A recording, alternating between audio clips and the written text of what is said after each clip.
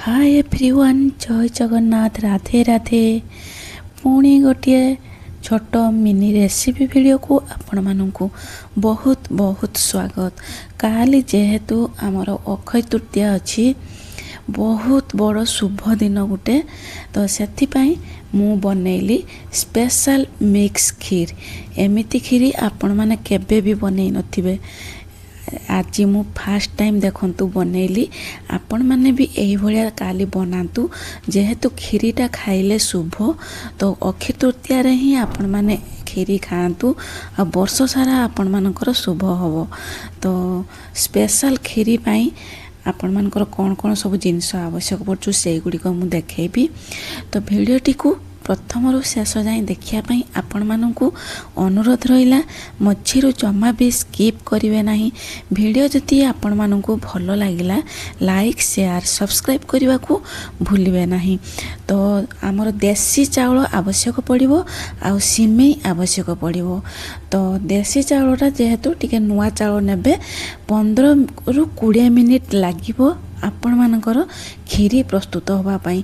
ता स्ट्रक्चर रु आपण माने जानी पारथुबे। देखंतु केते क्रीमी होईची, राबिड़ीदार होईची। एबे देखंतु गैस ऑन करिकी मु गोटे कढ़ाई बसई देइची, सेथिरे पानी देई देली गरम होगा पाई।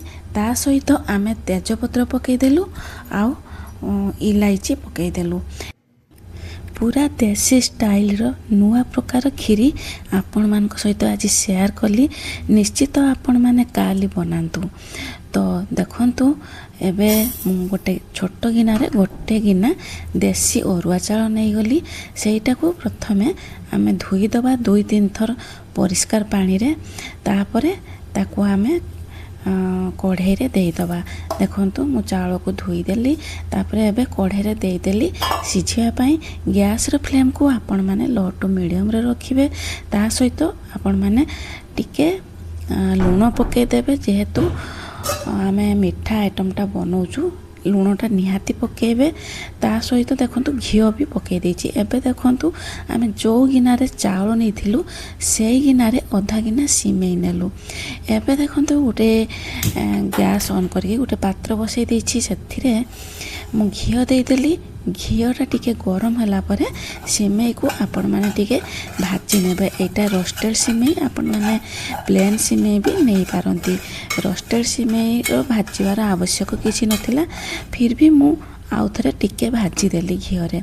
तो देखंतु आउ टिके रेडिश कलर होई गला, ताको आमे तळको उल्हे आनलु, आ गोटे बाउल को ट्रांसफर कर देलु। एबे लक्ष्य करंतु सांग माने सेही सस्पेनटारे मु आउ टिके घिओ दे देली, आ काजू किछि दे देली भाजीबा पई। आपण माने काजू दे पारिबे, बादाम दे पारिबे, किशमिश मध्य दे पारिबे। किंतु मु एठी खाली काजू टिके भाजी देली खीरी रे देबा पई। जेहेतु मु जानि नथली काली अक्षय तृतीया बोली, तो मु इंस्टेंट जानिली राति रे, आउ इंस्टेंट ही खीरीटा बनैली। कौन बनैबी भाबिकी माने जोटा भी बनैले टाइम टेकिंग। तो एमिति नुआ आइडिया रे नुआ प्रकार गोटे खीरी बनैली, आपण मानक सहित शेयर कली। आपण माने एही भलिया खीरी निहाती बनातु अक्षय तृतीया रे, और बहुत ही टेस्टी फ्लेवरफुल होइतला। थोड़े बनई कि देखंतु, तापरे आपण माने कमेंट सेक्शन ले लिखिबे। तो देखंतु एबे हमर खीरीटा सिझी गलानी, ताकू आमे एमिति टिके घांटी दबा। गोटे चटू साहाय्य रे हो कि जो डाली जो घांटती सेटारे आपण माने भी घांटी पारिबे। तो घांटी सारला परे मु एबे खीर दे देली। एटा हमर 2 लिटर खीर थिला, मु एबे 1 लिटर खीर देकी किछि समय फुटिबा पई छाडी देबी। तापरे आ 1 लिटर खीर देबी।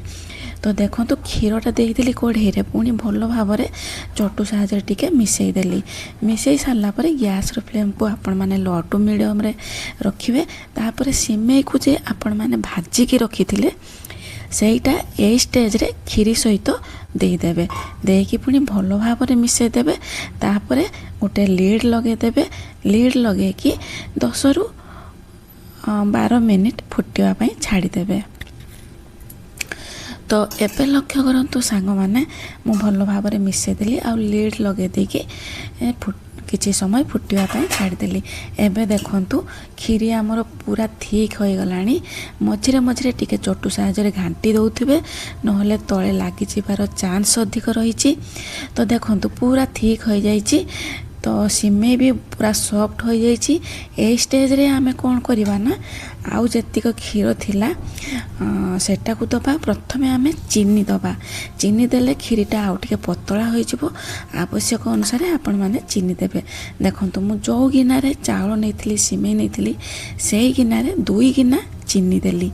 2 गिना चीनी देकी प्रॉपर्ली एबे आमे मिक्स कर दबु। ए 2 गिना चीनी रे खीरीटा परफेक्ट मीठा हबो। आउ बेसी मीठा हबनी कि कम भी मीठा हबनी, पूरा परफेक्ट रहिबो। एमिति भाग मापरे कले आपण मानकर खीरी आपण माने जानि परिबेनी कि एटा खीरी ना राबिड़ी। तापरे देखंतु मु से खीरी रे आउ जेतिक खीर थिला सबु देई देली। प्राय 200 ग्राम रखिछि चा बनेवा पाई। आउ जो मलई भी पड़ीथिला सेटा मध्य खीरी रे देई देली। देकी एबे 4 ରୁ 5 मिनिट हाई फ्लेम रे फुटिबा पाई छाड़ी देबे। देखंतु प्रथमे भलो भाबरे मिसई देबे। तो एबे हमर खीरी भलो भाबरे फुटी गलानी। एबे मु कोन करिबि ना ता सहित देखंतु मु मिल्कमेड देई देली। मिल्कमेड टा ऑप्शनल रहिछि।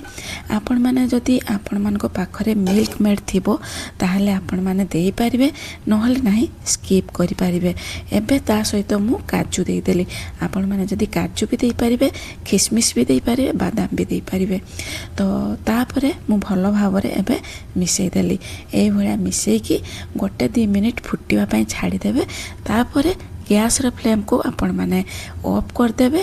तापरे टिके ठंडा हैला परे आपण माने ताकू सर्व करिवे, नहले आपण माने फ्रिज रे रखि परिबे। जेहेतु गरम दिन चलीछि तो फ्रिज रे रखिकी खाइले बहुत ही बढ़िया टेस्ट आसीबो। तो देखंतु मु एबे तळ को ले आनली। आ तार स्ट्रक्चर देखंतु, आ क्रीमी स्ट्रक्चर केते सुंदर, वाओ सुपर होइछि।